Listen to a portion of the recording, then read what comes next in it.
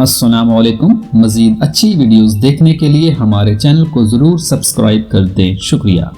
ایسے افراد جن میں خون کی کمی ہو بینگن کا سالن زیادہ کھایا کریں۔ جامن کا رس پینے سے سر کا درد ختم ہو جاتا ہے۔ شہتوت کھانے سے دماغی کمزوری دور ہوتی ہے۔ بالوں میں نمکین پانی لگانے سے بال گرنا بند ہو جاتے ہیں۔ شکرکندی میں زیتون کے چند قطرے ڈال کر کھانے سے دماغ کی نسیں کھل جاتی ہیں، جس سے دماغ تیزی سے کام کرنے لگتا ہے۔ ناشتے میں گندم کا دلیا کھانے سے شوگر کا مرض ختم ہو جاتا ہے۔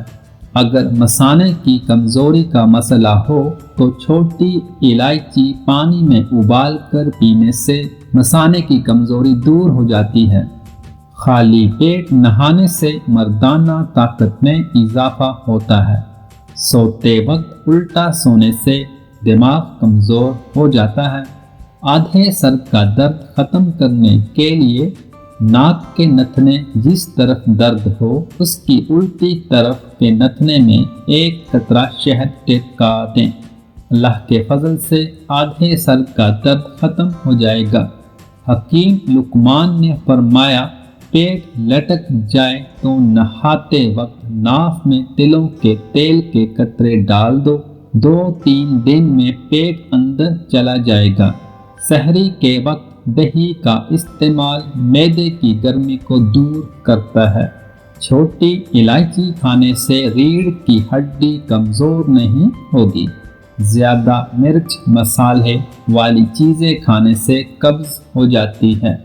کچی سبزیاں کھانے سے بدن کی خوبصورتی بڑھتی ہے۔ اخروٹ کھانے سے رنگ ہمیشہ گورا رہتا ہے۔ اگر آپ کے جوڑوں اور پٹھوں میں درد رہتا ہے تو باکثرت یا اللہ یا قادر کا ورد کیجیے، افاقہ ہوگا۔ آلو کم سے کم استعمال کرنا چاہیے کیونکہ یہ بادی ہوتا ہے۔ روزے کی حالت میں انجیکشن لگوانا جائز ہے، خواہ رگ میں لگوایا جائے یا گوشت میں۔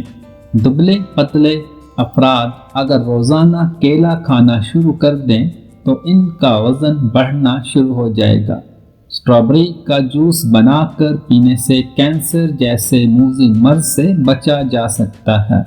کیلے پر شہد لگا کر کھانے سے دماغ تیز ہوتا ہے۔ اگر زکام کا وقت پر علاج نہ کیا جائے تو بھولنے کی بیماری ہو سکتی ہے اور بال عمر سے پہلے سفید ہونا شروع ہو جاتے ہیں۔